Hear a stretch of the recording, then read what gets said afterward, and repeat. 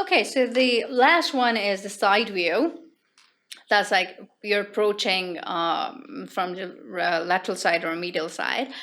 Okay, so again, the ends will still remain the same, that the sternal end, the acromial end, the medial and the lateral end, and the convexity which would be medial and the concavity would be lateral. So there is a fascia articularis for acromialis.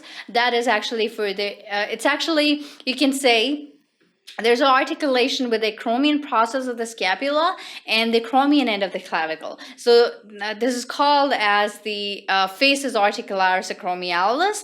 And then the other end, which is the medial part of the clavicle, or you can say the sternal end of the clavicle, there would be facies articularis sternalis, which is for the attachment of the sternum with the, obviously the body of the sternum with the clavicle, and that would be the sternal end. So that's how you can see, again, at one side there would be acromion end, the other side, the medial, would be sternal end. So facies articularis acromialis for the acromioclavicular joint, and then you have the facies articularis sternalis for the sternoclavicular joint.